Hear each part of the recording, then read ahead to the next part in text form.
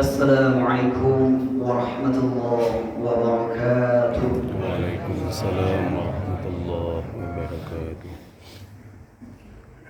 Allahu akbar. Allahu akbar. Allahu akbar. Allahu akbar. Allahu akbar. Allahu akbar. Allahu akbar.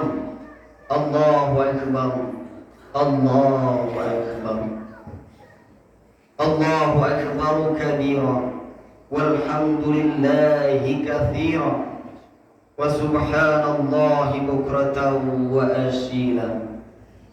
La ilaha illallah wa la na'budu illa iyyahu mukhlishina lahuddin walau karihal kafirun. لا إله إلا الله وحده صدق وعده ونصر عبده وأعز جنده وهزم الأحزاب وحده. لا إله إلا الله والله أكبر ولله الحمد. إن الحمد لله نحمده ونستعينه ونعوذ بالله من شرور أنفسنا ومن سيئات أعمالنا. من يهده الله فلا مضل له ومن يضلله فلا هادي له. أشهد أن لا إله إلا الله الملك الحق المبين وأشهد أن محمدا عبده ورسوله النبي الكريم. اللهم فصل وسلم وبارك على سيدنا محمد وعلى آله وأصحابه ومن تبعهم بإحسان إلى يوم الدين. فيا أيها الحاضرون اتقوا الله حق تقاته ولا تموتن إلا وأنتم مسلمون. فيا أيها الناس أوصيكم وإياي بتقوى الله فقد فاز المتقون. قال الله تعالى في كتابه الكريم: أعوذ بالله من الشيطان الرجيم. بسم الله الرحمن الرحيم. وإذ قال إبراهيم رب اجعل هذا بلدا آمنا واجنبني وبني أن نعبد الأصنام. Sadaqallahul azim. Jamaah salat Idul Adha yang dimuliakan oleh Allah Subhanahu wa taala. Pada kesempatan pagi yang mulia ini, mari sama-sama kita mengucapkan puja dan puji syukur kehadirat Allah Subhanahu wa taala, yang mana atas limpahan rahmat dan karunia-Nya lah sehingga kita dapat melaksanakan yakninya salat Idul Adha di masjid yang sama-sama kita cintai. Tanpa adanya nikmat yang diberikan oleh Allah Subhanahu wa taala kepada kita, niscaya kita tidak akan dapat melangkahkan kaki, mengayunkan tangan kita untuk melaksanakan sholat di masjid kita ini.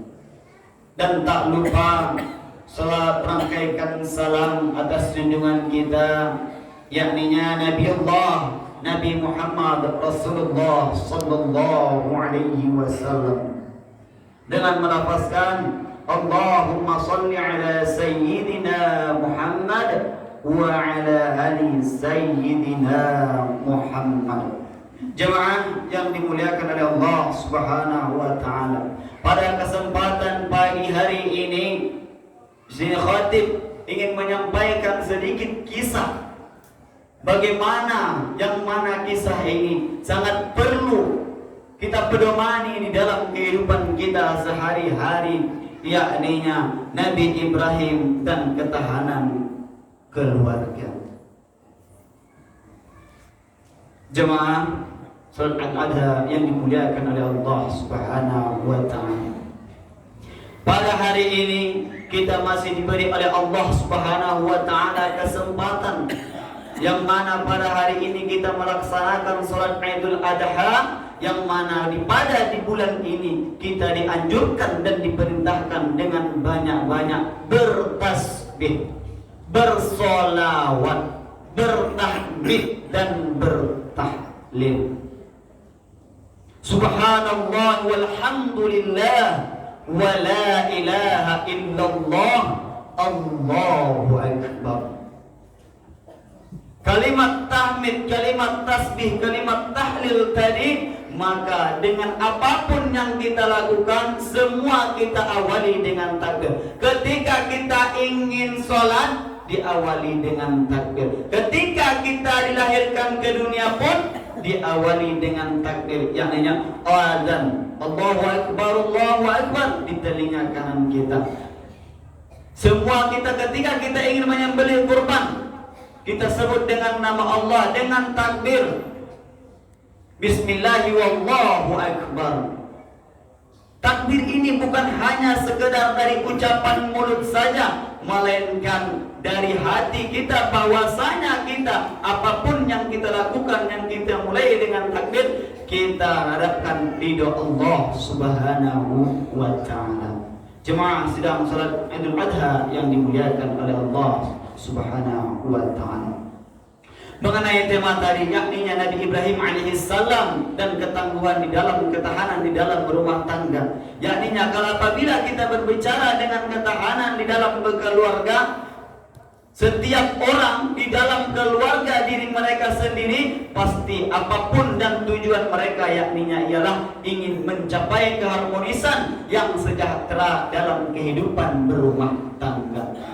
Selain itu, pendapat lain mengatakan bahwasanya dalam ketahanan dalam keluarga, yaitu ketahanan dalam keluarga ialah suatu yang dilakukan seseorang di dalam keluarga tersebut yang dapat mempertahankan keluarga tersebut dari segala apa yang dibutuhkan di dalam keluarga tersebut.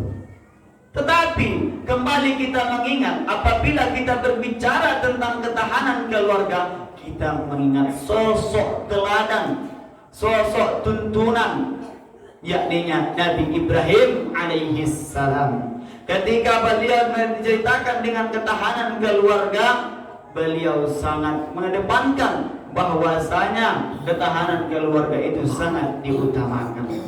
Karena itu Nabi Ibrahim alaihissalam mempertahankan keluarganya. Ketika itu Nabi Ibrahim alaihissalam berdoa kepada Allah Subhanahu wa taala di dalam Al-Qur'an, yakni a'udzu billahi minasyaitonir rajim, bismillahirrahmanirrahim. Wa idz qala Ibrahim rabbi ij'al hadza baladan amanan.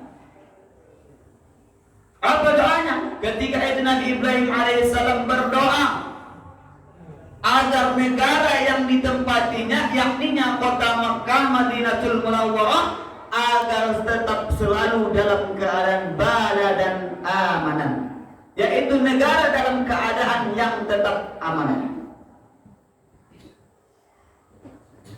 Disambung dengan wajib wa baniya an na'budal asnam.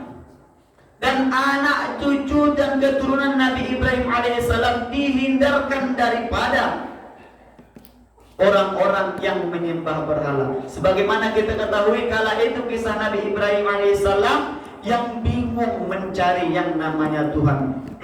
Sudah pergi ke timur, dilihat matahari, dilihat apa yang dia ketemui, dia perkirakan sebagai Tuhan, tetapi tidak dapat. Oleh karena itu, kala itu Nabi Ibrahim alaihissalam berdoa agar anak dan cucu keturunannya terhindar daripada hal yang demikian, yakni menyembah berhala, menyembah apa yang hampa, yang kosong bagi diri dan keturunannya. Oleh karena itu, di dalam kehidupan sehari-hari kita sangatlah perlu kita contoh bahwasanya ketahanan keluarga Nabi Ibrahim mengenai daripada ketahanan keluarga Nabi Ibrahim sangatlah patut dan teladan bagi kita. Ketika itu Allah Subhanahu wa taala menyatakan kepada Rasulullah sallallahu alaihi wasallam agar Rasulullah menyampaikan cerita apa yang ada di dalam Al-Qur'an tentang Nabi Ibrahim alaihissalam kepada umat Nabi Muhammad Rasulullah sallallahu alaihi wasallam. Salah satu di antaranya ini yaitu ketahanan di dalam keluarga. Selain itu, doa daripada Nabi Ibrahim alaihissalam, wajnubni wa baniya an na'budal asnam. Ketika itu Nabi Ibrahim alaihissalam berdoa kepada Allah agar anak cucunya dihindarkan daripada orang-orang yang hampa di dalam beribadah, yakninya orang-orang yang musyrik. Ketika itu Rasulullah sallallahu alaihi wasallam karena Nabi Ibrahim alaihissalam berdoa agar negara Mekah, agar kota Mekah terhindar dan aman. Oleh karena itu kota Mekah itu dikatakan kota sebagai kota haram, yaitu di atas apapun di atasnya tidak boleh adanya pembunuhan. Tumbuh-tumbuhan yang ada di kota Mekah tidak boleh ditebang.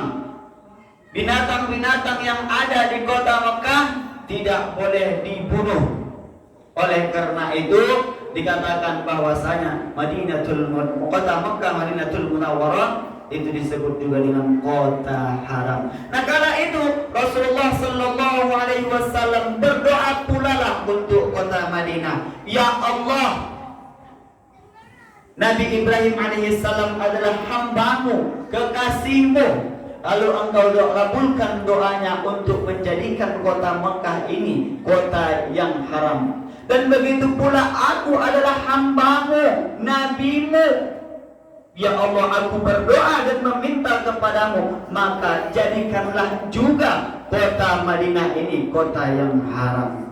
Jemaah salat Idul Adha yang dimuliakan oleh Allah Subhanahu wa taala. Ini salah satu contoh kisah Nabi Ibrahim tentang ketahanan keluarga. Selain daripada ketahanan keluarga, tentang ketahanan negara. Selain itu Nabi Ibrahim alaihissalam telah memikirkan anak dan cucunya agar terhindar daripada orang-orang penyembah berhala. Kala itu karena Nabi Ibrahim alaihissalam terlahir di sekitar masyarakat yang pada itu menyembah berhala. Karena itu beliau berdoa agar anak cucu keturunannya terhindar daripada hal yang demikian. Jemaah yang dimuliakan oleh Allah Subhanahu wa taala. Selanjutnya kisah Nabi Ibrahim alaihissalam mengenai tentang kesabaran. Kala itu apakah kita tidak akan lupa, tidak akan luput daripada kisah Nabi Ibrahim alaihissalam, yang mana kala itu Allah memerintahkan Nabi Ibrahim alaihissalam untuk membawa istrinya, untuk meninggalkan istrinya di tanah yang tandus, yaitu di tengah-tengah padang pasir. Ketika itu Nabi Ibrahim alaihissalam meninggalkan istrinya beserta anaknya Nabi Ibrahim alaihissalam di tengah-tengah matahari, di tengah-tengah padang yang tandus, dengan hanya sebekal sekantong kurma dan sekantong air. Agar apa?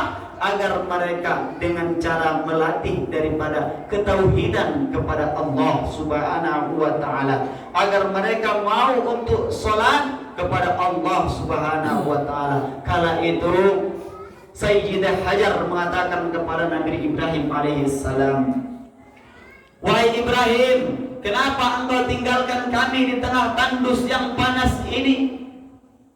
Mengingat kisah itu, ketika Nabi Ibrahim alaihissalam ingin melangkahkan kakinya, Sayyidah Hajar mengatakan hal yang demikian, wahai Ibrahim, kenapa engkau tinggalkan kami di tengah tandus yang panas ini?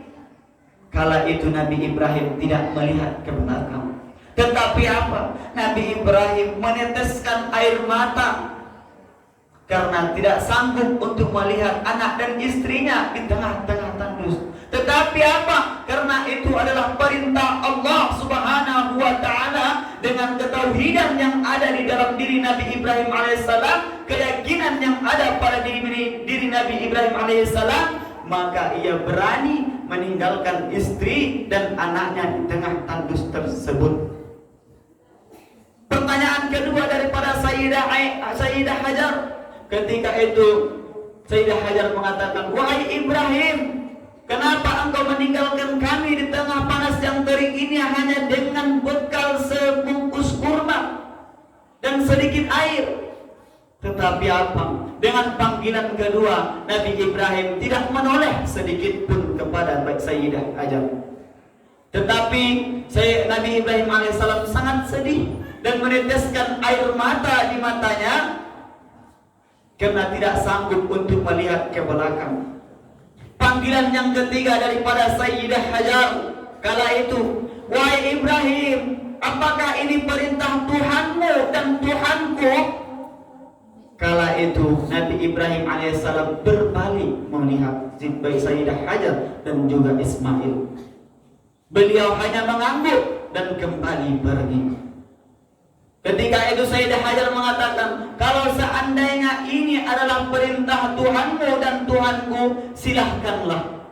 Karena tidak akan dibiarkan oleh Allah Subhanahu wa Ta'ala orang yang taat kepada beliau, orang yang taat kepada Allah, orang yang taat kepadanya menjadi orang yang sengsara, orang yang naif," kata Sayyidah Hajar. Ketika itu daripada kisah tersebut kita diajarkan dengan ketauhidan, yaitu keyakinan kita kepada Allah Subhanahu wa Ta'ala.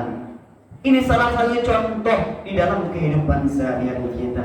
Yakninya ketika kita menjalani kehidupan sehari-hari kita, kita harus yakin bahwasanya Allah Subhanahu wa Ta'ala ada di sisi kita. Asalkan kita yakin kepada Allah Subhanahu wa Ta'ala, apapun itu akan diridhoi oleh Allah Subhanahu wa Ta'ala. Karena sifat Nabi Ibrahim alaihissalam, ketauhidannya mengantarkan daripada dengan jiwa kesabarannya. Innallaha ma'as sabirin. Ketika itu sesungguhnya Allah bersama orang-orang yang sabar.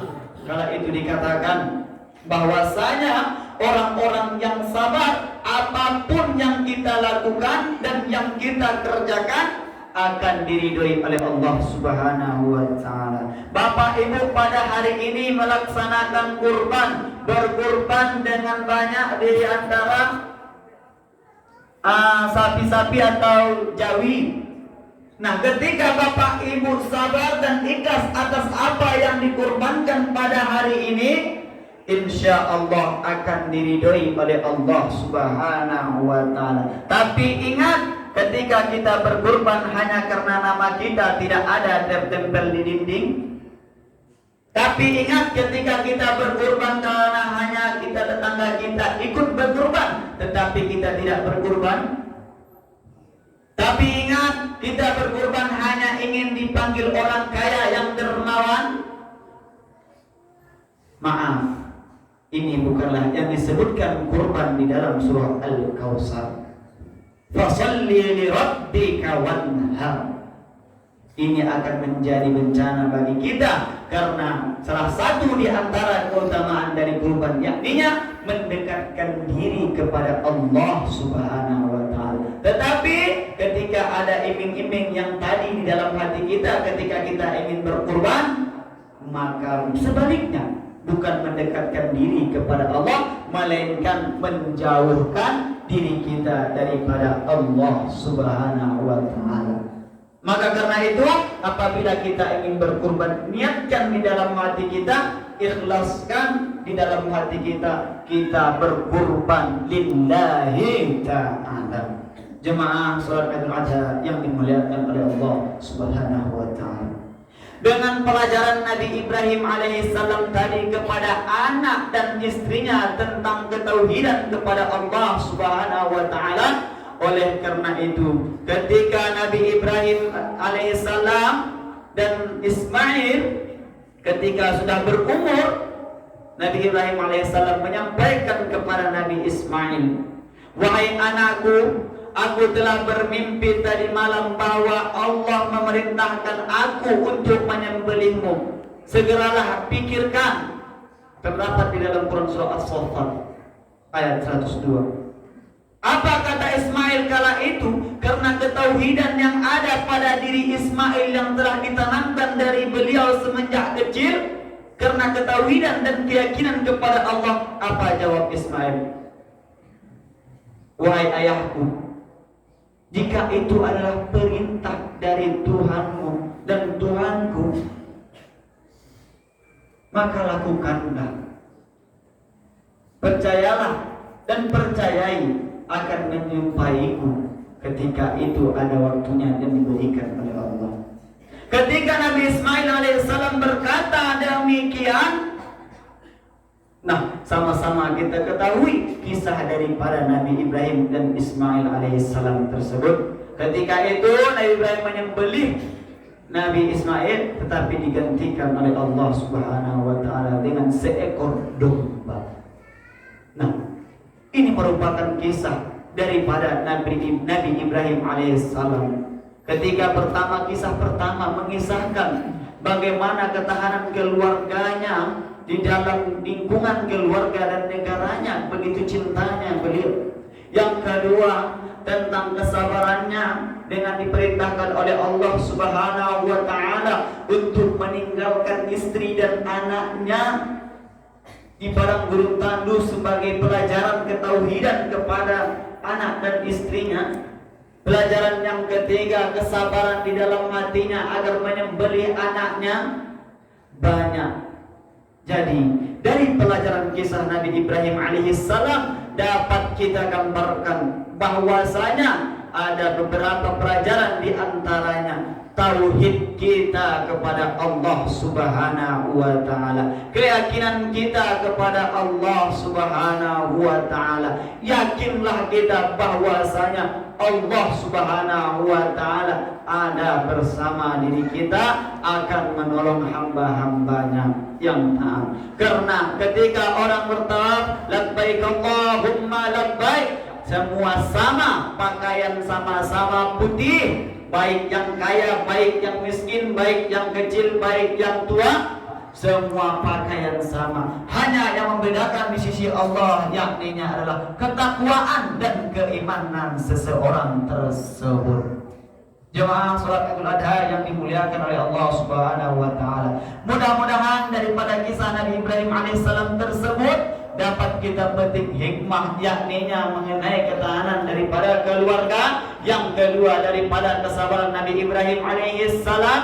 Yang ketiga daripada Ibrahim alaihissalam itu tentang keluarga dan kesabaran beliau terhadap mengurus keluarga dan negaranya. Jemaah salat Idul Adha yang dimuliakan oleh Allah Subhanahu wa taala, mudah-mudahan kisah Nabi Ibrahim alaihissalam ini dapat menjadikan kita di dalam kehidupan sehari-hari kita agar meningkatkan ketakwaan kita kepada Allah Subhanahu wa taala, agar meningkatkan tauhid kita atau kepercayaan kita kepada Allah Subhanahu wa taala. Karena apabila kita sudah percaya kepada hal yang demikian, yang namanya takwa itu akan segera kita lakukan, dan tidak ada lagi istilahnya sholat yang bolong-bolong, tidak ada lagi yang namanya segala perintah yang diperintahkan Allah dilanggar, dan segala larangan-larangan Allah juga dilanggar. Jadi mudah-mudahan kisah Nabi Ibrahim alaihissalam dan keluarganya menjadikan perubahan yang baik ke depannya bagi diri kita untuk di dalam kehidupan diri kita masing-masing. Barakallahu fiikum wa la'allakum turhamun.